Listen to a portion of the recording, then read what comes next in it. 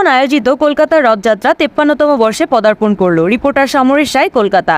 আজ 7 জুলাই রবিবার রথের শুভ সূচনা করেন মাননীয় মুখ্যমন্ত্রী মমতা বন্দ্যোপাধ্যায়। ডোনা গাঙ্গুলির নৃত্য পরিবেশনের পর আনুষ্ঠানিকভাবে শুভ সূচনা করেন এবং প্রদীপ জেলে আরতির মধ্য দিয়ে দেশবাসীর মঙ্গলে প্রার্থনা জানান। শুধু তাই নয়, এর সাথে সাথে তিনি আরও 2টি শুভ সূচনা করলেন। ভার্চুয়ালের মাধ্যমে আলিপুরদুয়ারে একটা জগন্নাথ মন্দির তিনি শুভ সূচনা করলেন এবং কলকাতার একটি পার্কেরও শুভ সূচনা করলেন। মাননীয় মুখ্যমন্ত্রী শুভ সূচনার আগে প্রচণ্ড পরিমাণে বৃষ্টি শুরু হয়ে যায় এবং ভক্তদের মন কিছুটা মলিন হলেও আনন্দ এতটুকুও কমেনি। সবার মুখে একটাই নাম, জয় জগন্নাথ, জয় বলরাম, জয় সুভদ্রা।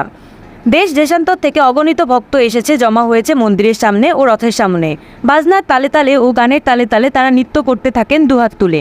প্রচণ্ড বৃষ্টির ফলে রাস্তায় জল জমে যায় এবং রথের রশিতে টান দিতে দেরি হয়। বৃষ্টি থামার কিছুক্ষণ পরেই ভক্তদের জয়ধ্বনি ও উলুর মধ্য দিয়ে রথের চাকা গড়াতে শুরু করে। জগন্নাথ বলরাম সুভদ্রাকে নিয়ে রওনা দেয়। বিভিন্ন পথ দিয়ে রবীন্দ্র সনদ, ময়দান, পার্ক স্ট্রিট হয়ে পৌঁছাবে ব্রিগেড প্যারেড গ্রাউন্ডে, যেখানে 7টা দিন থাকবে এই রথ। চলবে মেলা ও সাংস্কৃতিক অনুষ্ঠান এবং ভোগ বিতরণের পালা। এই মেলা